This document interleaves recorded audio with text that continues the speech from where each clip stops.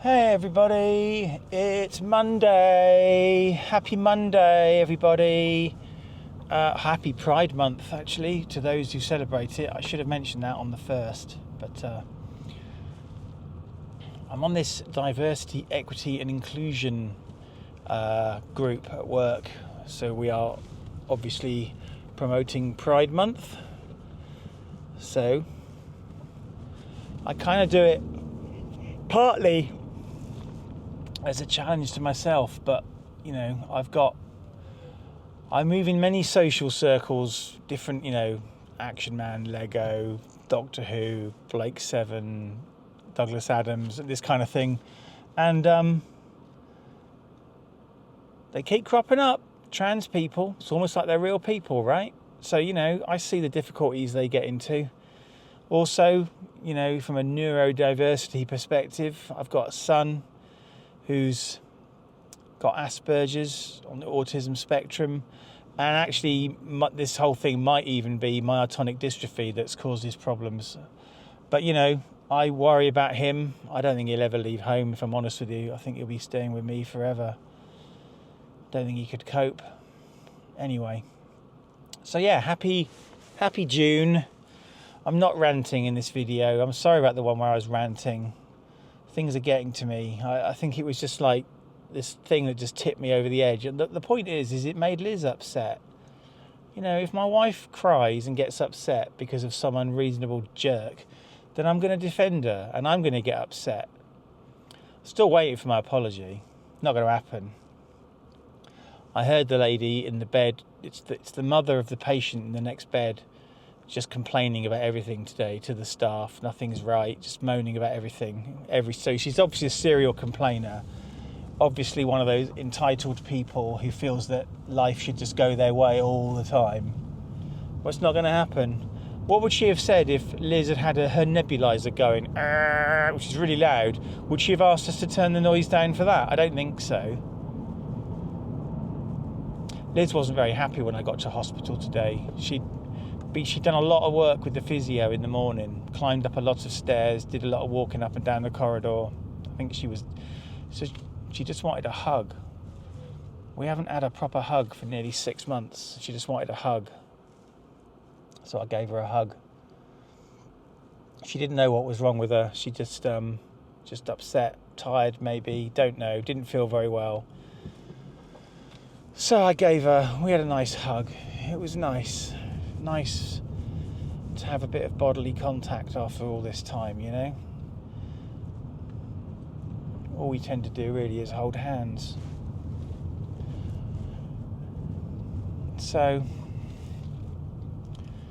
that's where we are. It's about 5:45 now.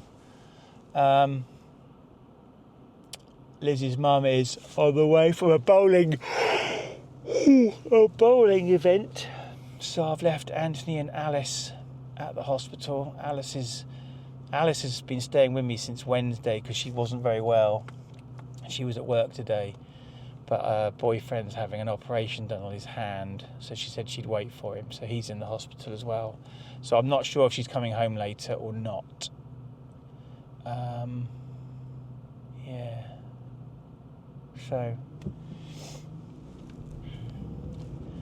there we go.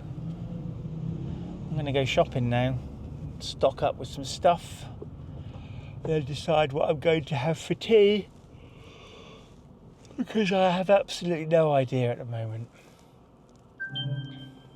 That's a message from Alice.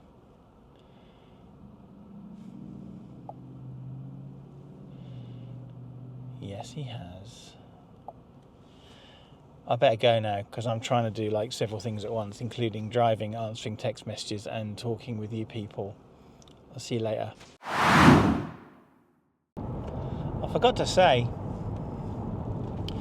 the incident with this woman the other day where she blatantly lied about everything. Yeah, I forgot to say, I overheard her moaning to the nurse, nurse in charge, and he hasn't been there since November the 12th. He's been there 8 weeks.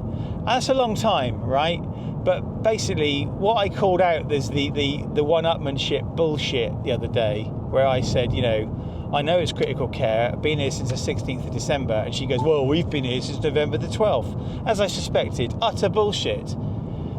He's been in hospital for 8 weeks. Not nearly the 6 months that Liz has been there. I'm not trying to say this is a competition, but it's another lie, you see, that I've caught her out on. So firstly, she lied about sticking her face around the curtain, the privacy curtain. And then when caught out in that lie, she said, oh, maybe I won't do that again. Like it's an option for her because, of course, she gets to decide what the rules are. And then said, oh, it's not as if I walked in. And then, number one, refusing to apologise for asking Liz, for upsetting Liz and asking us to be quiet when we weren't being noisy. Refusing to apologise for sticking her face around a privacy curtain, and refusing to apologise for the lie about sticking her face around the privacy curtain. You know, when she says, oh, I didn't put my face around, I'm like, well, you did because I saw your face. And Anthony's like, well, Anthony described her as well. You know, I mean, checkmate. Caught out in a massive lie. And then this whole, you know, well, we've been here longer. No, you haven't actually. So basically, shut the fuck up and wind your neck in. Anyway, the point I was going to make before I went off on that little tangent was, because of this incident with this particularly objectionable woman, I've bought myself a body cam. And I think any time I'm out in public and any future interactions with the public, I'm just going to clip it to my belt. I'm not wearing it, obviously. I'm not going to be using the footage for anything unless something like this happens, because I want to be able to say I've caught you out in a lie. Now, call me paranoid, but, you know, it's people like this that, you know, to quote Monty Python, it's people like you what cause unrest. You know, in the entitlement here, and, you know, she's actually met somebody who's not going to back down. I don't back down. I'm not backing down from this. And I think maybe that surprised her. Anyway, I might not wear the body cam all the time. It's probably an overreaction, right? But I'm angry, right? And I just thought, because I heard her there, I thought, you know, there's a chance that she's going to stick her head around the curtain again and have another go, or see me and have a go, or whatever, you know. So I thought, I'm wearing a body cam today to protect myself, because then when she does tell her blatant lies, I can call her out on it. So I probably won't wear it all the time. But I think all the while this patient is next door to Liz, I might have to, because this woman is not averse to just telling untruths and turning things around and calling me names as if it's my fault, as if the whole thing is my fault. I get that her son or whatever is, you know, he's in intensive care. He doesn't want to be there. Nobody wants to be there. I mean, I'm not wishing him any ill, but it's not my fault he's there. So don't take it out on me. I don't take out Liz being there on any other patient. In fact, I've got quite friendly with many of the other visitors. You know, because you exchange sympathy, you exchange conversation. This woman, I don't think she knows what sympathy is, or conversation. I just think she prefers confrontation over conversation. And that's not the way you interact. You treat people the way you expect to be treated, right? And there's just an increasing number of arseholes in the world who feel that the world owes them something and feel this entitlement. And it just makes me very annoyed. It's taking me ages to get home today. I'm being stopped at like every single red traffic light you can possibly imagine. So I'm sorry for the lengthy car ramble. But yeah, it's just kind of, everyone's just so, not everyone, a load of people are so entitled these days. And it's just unacceptable. And they need to be brought down a peg or two and need to learn how the real world works, because the rest of us have to live in the real world and have to navigate the real world. And it's not all about the amount of noise that we make, that, you know, he who shouts loudest, whatever. I had this when I was a claims handler. You know, I once, this is years and years ago, right? Back in the day, we're talking 30 years ago, if your car was written off in an accident, it would take a couple of weeks minimum to get it sorted, right? Probably more likely a month. These days, you know, if I was to hit the car in front of me and write it off, my insurers would be all over it straight away. I would probably within, you know, a day or two have offered them a settlement of some kind. It's likely, it's possible, right? Not necessarily likely, but it's possible. Anyway, and I once had this guy, and within 24 hours, and this was quick back in the day, within 24 hours, there was no internet, there was none of these systems talking to each other, no APIs. It was all manually done with phone calls and letters, faxes, right? And this guy, I had his car picked up within 24 hours. I had it assessed within 48 hours. And he rang me up on the third day and complained, saying, well, how long is this going to take? And I'm like, you don't appreciate, mate, the effort that I've gone to get this done for you so quickly. You just don't appreciate it. And it's, you know, it's people like that. They're becoming more and more prevalent. Privileged people, entitled people who just think the world owes them something and that everyone has to bark to the sound of their tune. So of course this guy was complaining and yelling at me, and of course, you know, he gets top priority because you don't want somebody yelling at you, right? And then of course, so everyone else has to take the back of the queue. And this is what's fundamentally unfair, is that people complain about stuff and everyone else has to take the back of the queue, go to the back of the queue, even if they were ahead of you in the queue, you know? So there, I used to have a saying, right, that they were the sort of people that you could turn up to their house in a car with £1 million in cash and they'd still complain because they wanted it in 20s. There are just no pleasing some people. And it's just more and more common. And it's one of the reasons I don't tend to leave the house very much, to be honest, because I really struggle with people. And apart from anything else, when I was younger, I would just have people openly staring at me because A, I was very tall, B, I was very thin, believe it or not, right? And it's just kind of, and like a bit goofy looking, big ears, buck teeth, all the rest of it, you know. And I saw one guy just staring at me in WH Smith's once, and I just said, excuse me, mate, what are you looking at? And he was like, oh, nothing. And people just taking the piss out of me, like walking with flat feet and stuff like this, you know. And it's just kind of, it wears you down, right? And it's kind of, after years and years and years of this bullshit, you don't feel like stepping your head out the door, really. So it's one of the reasons that I can count that my actual physical, face-to-face human interaction friends on less than the fingers of one hand, right? Everyone else, I've got loads of friends on Facebook or online social media, but I keep them at arm's length. Deliberately so, because it's easier to handle. And you know, it's just like, people also sometimes just take advantage of your good nature, you know? Oh, he's a bit of a pushover.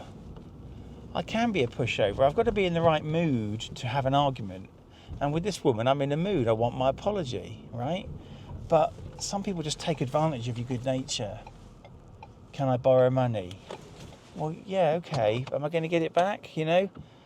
And it's just, relatives have done it to me as well. So I think it's just me. So I think I just tend to stay away from people. And I tend to stay at home and keep myself to myself. And my whole philosophy is, please just leave me alone. Hello, it's the evening now and I've done the shopping.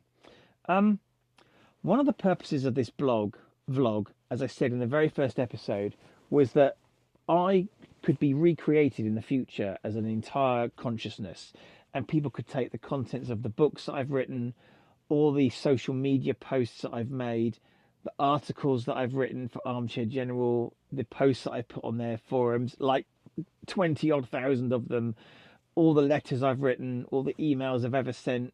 This could all be kind of rounded up to kind of create like a virtual me in the future. Now, if you're going to do that, you're going to want a fully rounded version of me.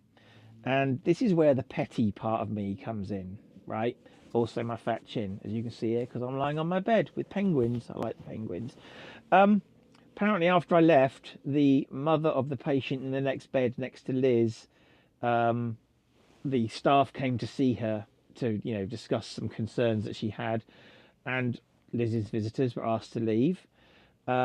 And basically this woman and her husband have spent an hour complaining about basically everything. So the point I'm making is that I can't let this go, right? It ain't just me that she's pissed off. She seems to be annoyed and complaining about literally everything. What she doesn't know is that I've put in a formal complaint about her. Let's see how that goes down. Probably one of these people that's never had the word no said to them in their entire life, Anyway, the matron wants to see me because she's heard that I'm upset. And I remain upset, and I want my apology. I want an apology for her asking us to be quiet when we weren't being loud, because we are allowed to talk to patients during visiting hours. I want an apology for her sticking her face round the curtain. I want an apology for her lying about sticking her face around the curtain. I want an apology for her refusal to apologise, and I want her apology for making it personal and calling me names. Oh, and I want an apology for making my wife upset. I don't think that's too much to ask. Nobody wants to be in this ward. There's no need to be nasty, but apparently she's just spent like at least an hour this evening being nasty to the staff, which is not fair on them, really. So, if you're going to do a virtual recreation of me in the future, you've got to include this bit. I can be petty and vindictive, and I can hold a grudge, right? It's these overprivileged people that everything's always gone their way, I have a problem with boomers in particular. The boomer generation, they've literally had it their way their entire lives. And then, when the Brexit vote came along, let's screw up the next generation. We want out of this, even though they're not going to be affected by it, Whereas you've got me, I'm typical Gen X, right? So Gen X, aka the latchkey generation. My mum and my stepdad both went out to work. I was quite often left at home on my own. I can easily entertain myself. I'm great in my own company. I'm very self-sufficient. Gen X. That's kind of what defines Gen X. In a way, is societal kind of things like that. And the first 20 years of my life were absolute crap. The next 20 years, probably the next 30 years actually, okay. But now we've got to a situation where, things are kind of falling apart again for me. And I think Gen X kind of expect that. That's kind of what we expect. We expect things to fall apart. Yeah. Anyway, I'm going to leave you some pictures of my cat Tiberius now, just to kind of end this vlog on a positive note. Yeah. For my double chin and me. Bye.